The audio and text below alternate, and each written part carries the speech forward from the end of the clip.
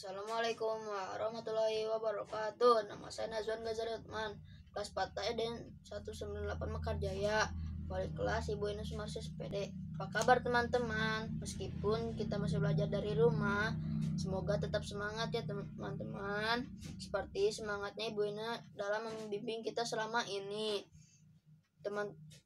Teman-teman, saya punya cerita, judulnya Kisah Penebang Kayu. Disimak ya teman-teman.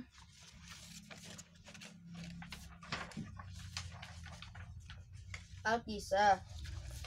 Seorang pedagang kayu menerima lamaran seorang pekerja sebagai penebang pohon di hutannya. Karena gaji yang dijanjikan dan kondisi kerja yang bakal diterima sangat baik, sehingga si calon penebang pohon itu pun bertekad untuk bekerja sebaik mungkin.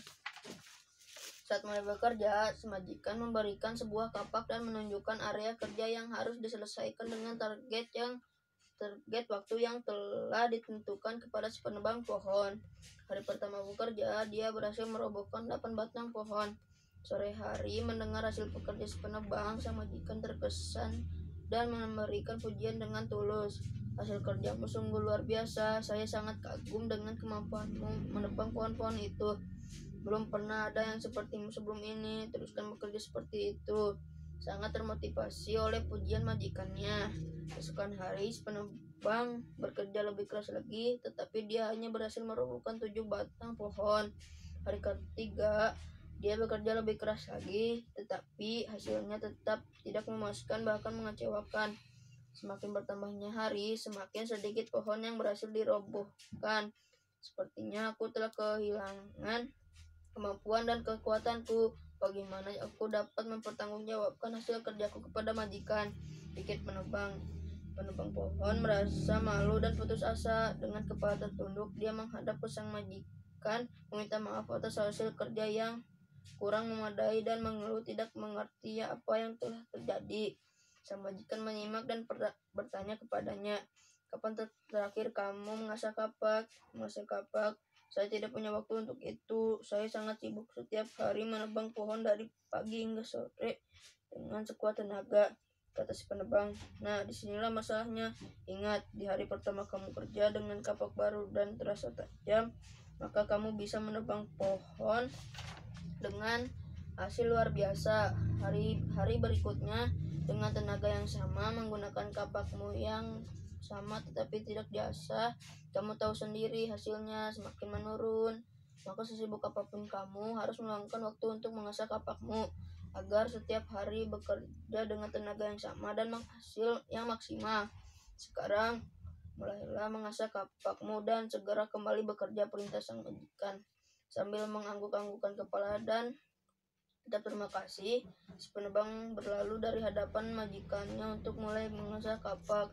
Benar saja, sejak setelah kapaknya selesai diasah lagi, dia berhasil menebang lebih banyak. Dari cerita di atas ada 2 tokoh. Tokoh utama yaitu penebang pohon, karakternya suka bekerja keras. Tokoh tambahan yaitu sang majikan, karakternya bijaksana. Pesan moral yang dapat kita sampaikan adalah kita harus suka bekerja keras dan menjaga keseimbangan di antara hak dan kewajiban, seperti pengamalan sila kelima, keadilan sosial bagi seluruh rakyat Indonesia. Tahukah teman-teman, salah satu hubungan antara gaya dan gerak adalah gaya mempengaruhi perubahan bentuk benda. Contohnya membentuk kertas warna ini menjadi bentuk pesawat, burung, dan ikan. Kertas adalah bahan berbentuk tipis yang digunakan untuk menulis. Kertas biasanya berwarna putih, tetapi ada juga yang berwarna. Proses pembuatan kertas secara singkat yaitu kayu dibersihkan dari kulitnya, kemudian dipotong kecil-kecil. Kayu lalu dicampurkan dengan bahan-bahan kimia dan dibuat menjadi bubur kayu atau palep. Palep dibersihkan dalam mesin pemutih untuk menghasilkan kertas putih. Selanjutnya, pulp dicampur dan dikocok dengan air. Pulp lalu dimasukkan ke dalam mesin pembuat kertas. Di dalam mesin, kelebihan air akan dibuang dan menjadi bahan berbentuk lembaran. Lembaran ini kemudian digilas untuk menghasilkan lembaran kertas. Satuan untuk menghitung banyak lembaran kertas disebut rim. Satu rim berisi 500 lembar kertas. Tahukah teman-teman, lagu Tukang Kayu diciptakan oleh Pakdal? Ayo kita nyanyikan bersama-sama. Temponya sedang ya. Katakan padaku, wahai tukang kayu, bagaimana caranya memotong kayu? Katakan padaku, wahai tukang kayu, bagaimana caranya memotong kayu? Lihat, lihat temanku, beginilah caranya memotong kayu. Indonesia memiliki banyak sumber daya alam hutan yang sangat kaya, tetapi akibat ulah manusia, hutan mengalami banyak kerusakan. Akibatnya, bencana alam, banjir, dan kekeringan sering terjadi. Tugas kita untuk melestarikan hutan dengan cara melakukan penghijauan, mencegah kebakaran hutan, tidak membuang sampah di hutan, menghemat penggunaan kertas, dan melakukan daur ulang kertas.